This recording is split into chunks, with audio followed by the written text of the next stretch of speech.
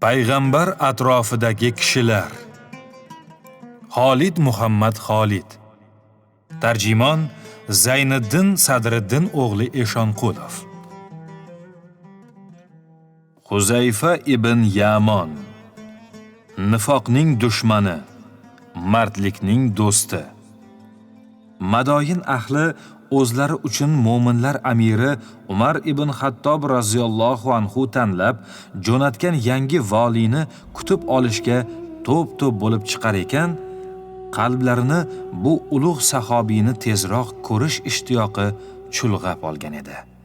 Ular nafaqat Iroq fathida ko'rsatgan ajoyib jasoratlari haqida bilishar, balki taqvosi va zuhdi haqida yanada ko'proq eshitishgan edi. Ular o'zlari tomon hashamat bilan kelayotgan tantanavor mehmonni kutib turganlarida oldilarida eshagini eski egari ustida qo'lida non va tuz ushlagan nurli bir siymo paydo bo'ldi. U odamlar orasiga kirib borar ekan, kutilayotgan vali Huzayfa ibn Yamon oddiy kishi ekanini ko'rib hayratlandilar. Lekin nimasi ajablanarli? Hazrati Umar tanlagan kishi yana qanday bo'lishi mumkin? Ularni tushunsa bo'ladi. Axir ularning yurtlari forslar davrida ham, forslardan oldin ham bunaqa ulug' siymoli valilarni ko'rmagan edi. Huzayfa biroz yurdi. Odamlar esa uni o'rab olishdi. Huzayfa ko'rdiki, odamlar unga ko'zlarini tikkan, undan birorta hadis aytib berishini kutayotgan edi. U odamlar yuziga ma'noli nazar tashlab, fitnali joylardan ehtiyot bo'linglar dedi. Fitnali joylar nima u, ey Abu Abdulloh deb so'rashdi.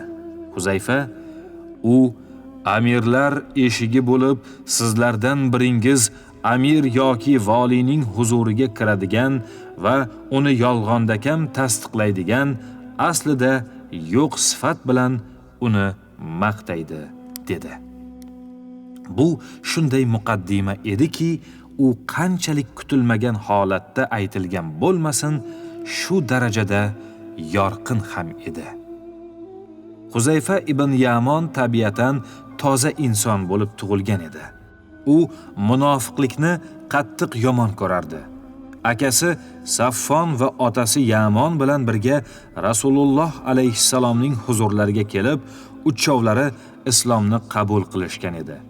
Islom Huzayfadagi fazilatni yanada sayqalladi. Natijada u qo'rqoqlik, munofiqlik, yolg'onni tahqirlaydigan kuchli, shijoatli, to'g'ri din bilan ozuqalandi. Huzayfa o'sha vaqtdan boshlab hayoti mavhum, g'ira-shiraliklardan poklangan tong kabi porloq payg'ambar huzurida haq yo'lida kuchli bo'lganlarni yaxshi ko'radigan, egri va riyokorlikni, aldoqchilikni yomon ko'radigan zot huzurida tarbiya topdi.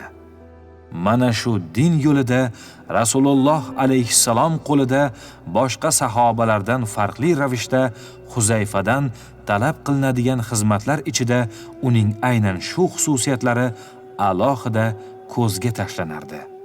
Huzayfadagi bu qobiliyat ko'zdan panada qolmasdi. U yuzlarni va siymolarni o'qishda benazir bo'ldi.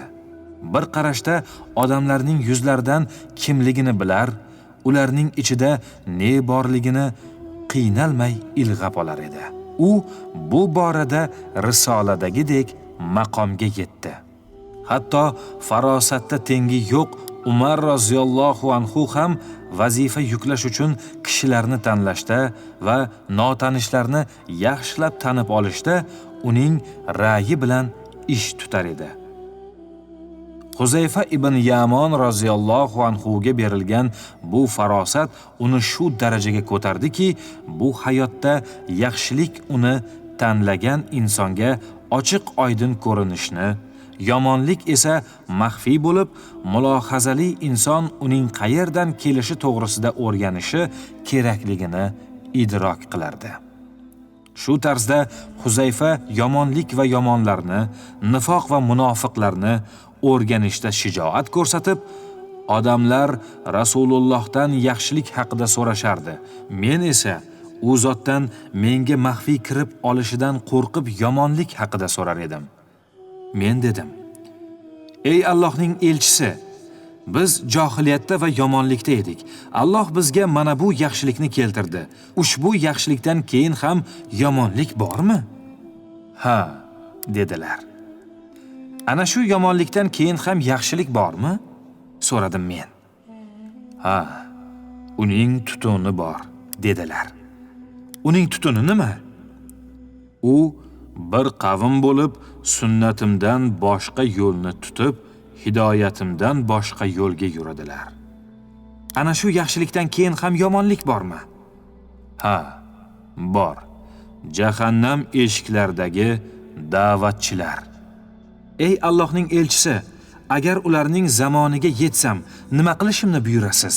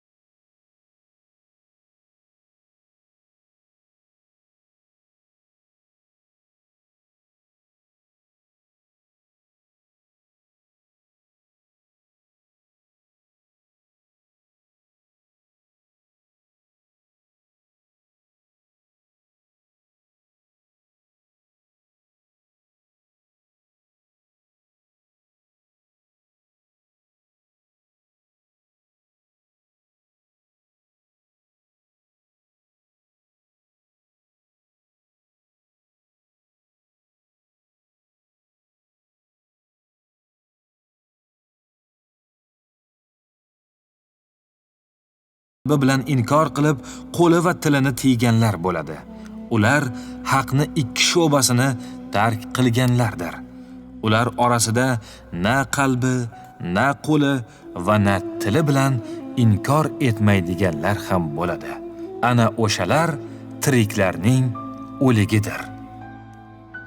Huzayfa radhiyallohu anhu qalblar haqida, qalblarda hidoyat yoki zalolatning yashashi haqida shunday so'z yuritadi. 4 xil qalb uchraydi. Yopiq qalb, bu kofirga tegishlidir. Usti qoplangan qalb, bu munofiqlarga xosdir. Ochiq qalb, u bamisoli porloq chiroqdir. Zero bu mo'minning qalbidir. Munofiqlik va iymon har ikkisidan nasibasi bor qalb.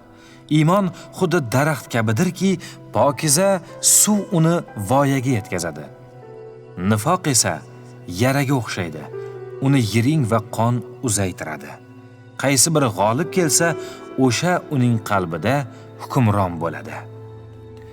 Huzayfa radhiyallohu anhu ning yomonlikni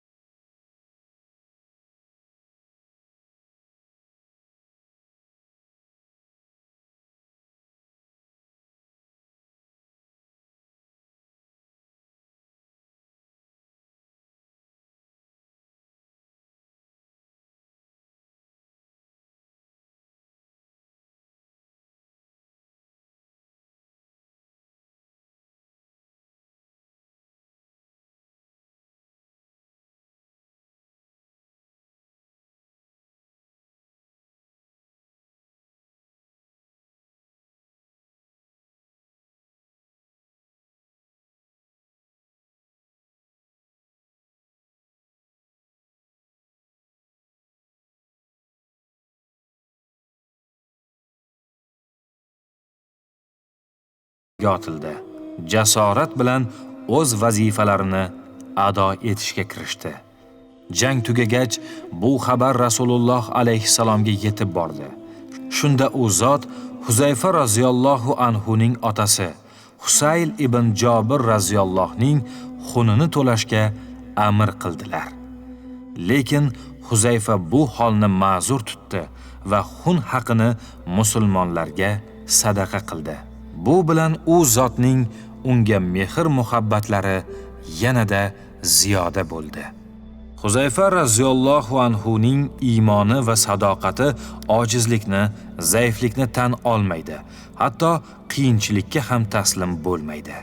Handaq g'azotida Quraysh kofirlari bilan Yahudi ittifoqchilari mag'lubiyatni his eta boshlagach, Rasululloh alayhissalom dushman qarorgohidagi vaziyatni bilmoqchi bo'ldilar. Zimziyo tun. Qattiq bo'ron tog'larni joyidan qo'porib tashlagudek pishqirar edi. Hamma yoqni jangning qo'rqinchli sharpasi egallab olgan. Ochlik sahobalarni ancha qiynab, holdan toydirdi. Bunday vaqtda kim o'zida kuch topadi? Dushmanning xatarli lashkargohiga borib, bildirmasdan oralariga kirib xabar keltiradigan mard bormi? Rasululloh alayhissalom sahobalar orasidan muhim va qaltis topshiriqni uddalashni kimga topshiradilar? Ha, bunday kishi bor. U Huzayfa ibn Yamon radhiyallohu anhu. Rasululloh alayhissalom uni huzurlariga chaqirdilar. U bu da'vatga labbay deb javob berdi. O'zining aytib berishicha, Huzayfa radhiyallohu anhu o'sha kechasi ikki lashkargoh orasidagi yo'lni bosib o'tib, ehtiyotkorlik bilan Quraysh lashkarlari orasiga bildirmay kirib oladi. Qattiq shamol lashkargohdagi shovqin suronni tinchitib, hamma yoqni qora zulmat qoplagan. Birgina Huzayfa radhiyallohu anhu jangchilar orasida joylashib oldi. Quraysh boshliqlaridan biri Abu Sufyon bunday qorong'u vaqtda ichlariga musulmon ayg'oqchilari kirib olishidan xavfsiradi va qo'shinni ogohlantirib: "Ey Quraysh jamoasi, har biringiz yonida o'tirgan kishi kimligiga qarasin, uning qo'lidan mahkam tutsin va ismini bilsin", dedi. Huzayfa radhiyallohu anhu aytadi: Darhol yonimdagiga qarab, "Sen kimsan?" dedim. Shunda u "Falon ibn falonman" dedi. Shu tariqa Huzayfa radhiyallohu anhu xavfdan qutulib qoldi. Abu Sufyon Qurayshga yana xitob qildi: "Ey Quraysh jamoasi, sizlar kurashadigan ahvolda emassizlar. Otlar, tuyalar nobud bo'ldi. Bani Qurayza bizga bergan ahdida turmadi. Ular haqida bizga yoqimsiz xabar yetib keldi. Qattiq shamolni bizga bergan zararni ko'rib turibsizlar. Endi biz uchun qozon tinch qaynamaydi, olov ham yonmaydi, bino ham tutib turmaydi. Shunday ekan, otlaninglar, men ham yo'lga tushaman." Shundan keyin Abu Sufyon tuyasiga minib yo'lga tushdi. Jangchilar ham ortidan ergashdi.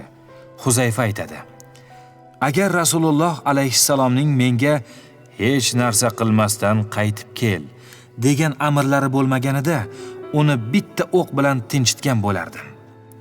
U Rasululloh alayhissalomning oldilariga qaytib, ko'rgan kechirganlarini xabar berdi. Huzayfaning xatti-harakatlarini obdon kuzatib, fikru shuuri, ilmu ma'rifatiga qattiq bog'langanini mulohaza qilgan kishi undan jang maydonida hech qanday qahramonlik kutmasligi mumkindir. Lekin u o'zi haqida bu sohadagi gumonni yo'qqa chiqaradi. Bu obid va mutafakkir inson qo'liga qilich olar, but sanam va zalolat qo'shiniga qarshi jang qilar ekan, ko'zlarni hayratga soladigan qahramonlikni ko'rsatadi. Bizga Iroq fathidagi buyuk sardorlarning 3tadan 3-chisi yoki 5taning 5-chisi Huzayfa bo'lganini bilishning o'zi kifoya qiladi. Hamadon, Ray va Daynavar uning qo'li ostida fath qilindi. Katta Naxovand jangida forslar 150 ming jangchisi bilan kelganida mo'minlar amiri Umar roziyallohu anhu musulmon qo'shinini boshqarish uchun Nu'mon ibn Muqarrinni tanladi. So'ng Huzayfa ibn Yamonga maktub jo'natib, Nu'mon tomon Kufadan qo'shinni boshlab borishni buyurdi. Umar roziyallohu anhu jangchilarga xat yozib shunday dedi: Musulmonlar yig'ilganida har bir amir o'z qo'shinini boshqarsin. Butun lashkar esa Nu'mon ibn Muqarringa bo'ysunadi. Agar u shahid bo'lsa, bayroqni Huzayfa olsin. Agar u ham shahid bo'lsa, Jarir ibn Abdulloh. Mo'minlar amiri shu tariqa jangda qo'shinga qo'mondonlik qiladigan 7 kishining nomini sanab o'tdi. Ikki taraf to'qnashdi. Forslar 150 ming kishi, musulmonlar faqat 30 mingta xolos. Jang qattiq tus oldi. Tarixdagi eng qattiq janglardan biriga aylandi. Musulmonlar qo'mondoni shahid bo'ldi. Nu'mon ibn Muqarrin musulmonlar tug'i yerga qulashidan oldin o'zi yiqildi. Bayroqni o'ng qo'li bilan ushlab qolib, uni sabr matonat va bemisl jasorat bilan g'alaba shamoli uzra hilpiratgan yangi qo'mondon bu Huzayfa ibn Yamon raziyallohu anhu edi. Bu zot bayroqni qo'lida tutishi bilan yonidagilarga jang tugaganiga qadar Nu'monning o'limi haqidagi xabar tarqalmasligini tayinladi va Nuaym ibn Muqarni chaqirib akasiga hurmat ma'nosida o'rniga lashkarboshi etib tayinladi. Huzayfa bu tezkor tadbirni bir lahzada urush davom etib turgan palladayoq amalga oshirdi. Allohu akbar! Va'dasida sodiq bo'lgan Alloh buyukdir. Allohu akbar! Qo'shinni g'olib qilgan Alloh buyukdir deya nido qilganicha jangga otlandi. Keyin otining jilovini qo'shindagi jangchilar tomon burib shunday nido qildi: Ey Muhammadga ergashganlar, mana Allohning jannatlari sizlarni kutib olishga shay turibdi. Ularni ko'p kuttirmanglar. Qani ketdik. Badr jangchilari, oldinga o'tinglar. Handaq, Uhud, Tabuk qahramonlari. Huzayfa jang davomida qo'shinni jangga undab, undagi jangovar kayfiyatni saqlab turdi. Nihoyat jang forslar uchun qaqshatqich mag'lubiyat, ta'riflab bo'lmaydigan o'xshashi yo'q mag'lubiyat bilan nihoyasiga yetdi. Huzayfa ibn Yamon roziyallohu anhu joynamoz ustida ibodati-yu jang maydonida fidoyiligi bilan ulug' edi. Yuklatilgan har bir vazifada, so'ralgan har qanday maslahatda uning ulug' insonligi ko'zga yaqqol tashlanib turardi.